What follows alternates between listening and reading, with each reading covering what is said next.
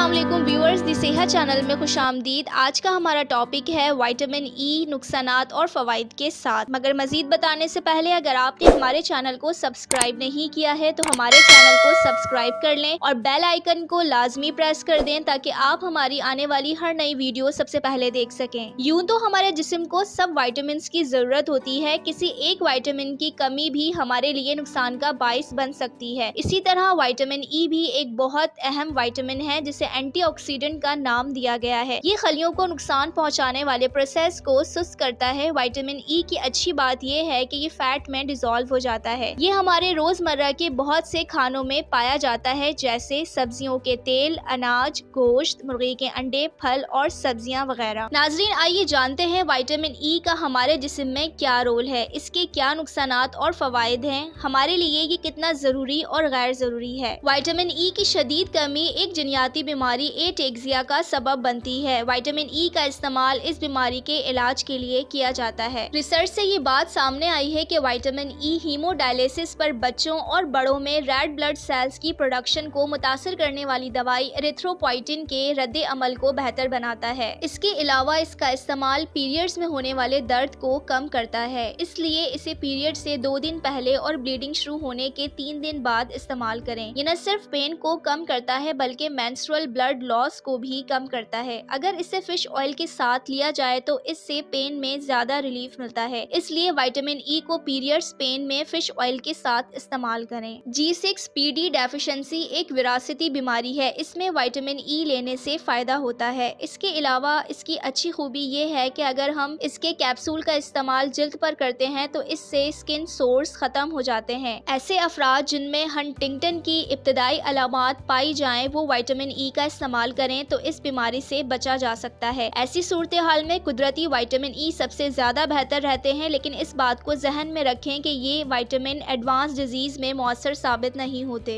ऐसे बच्चे जो प्री मेच्योर हों और उनकी स्कल से खून बहता हो उनके लिए विटामिन ई बहुत मुफीद है। जो मर्द इनफर्टिलिटी के मसाइल से दोचार हों उनके लिए विटामिन ई का इस्तेमाल बेहतरीन है, लेकिन इस बात का ख्याल रखें कि हाई डोज के साथ अगर विटामिन सी का इस्तेमाल किया जाए तो बेहतर नताइज सामने नहीं आएंगे। ऐसे लोग जिन्होंने आंखों की सर्जरी कराई हो उनके लिए विटामिन ए और ई साथ लेना मुफीद है। इसके अलावा ये विटामिन बहुत सी बीमारियों जैसे कि blood cancer, asthma, labour anxiety और मसल्स की मजबूती के लिए महफूज करार दिया जाता है। हर चीज के फायदे और नुकसानात साथ साथ होते हैं, इसलिए नाजरीन विटामिन ई को एक तरफ तो महफूज करार देते हुए इस्तेमाल का मशवरा दिया जाता है, लेकिन दूसरी जानिब इसका ज्यादा इस्तेमाल बहुत से मसाइल से दोचार करता है। बहरहाल एतदाल तो हर चीज में होना चाहिए, चाहे वो दवा हो या खाना। इसी तरह विटामिन ई का ज्यादा इस्तेमाल हमें किन नुकसानात से दोचार करता है, आइए एक जायजा लेते हैं। विटामिन ई के बारे में शाया होने वाली एक रिपोर्ट के मुताबिक विटामिन ई का ज्यादा इस्तेमाल हड्डियों के टिश्यूज जाया होने का खतरा बढ़ा देता है। ये उन खलियात में कमी लाता है जो हड्डियों की साख्त और मजबूती को कायम रखते हैं। विटामिन ई कुछ सेहतमंद लोगों में मुफीद होता है अगर इसे 1000 mg से कम मिकदार में लिया जाए, जबकि इसके ज्यादा इस्तेमाल से चक्कर, डायरिया,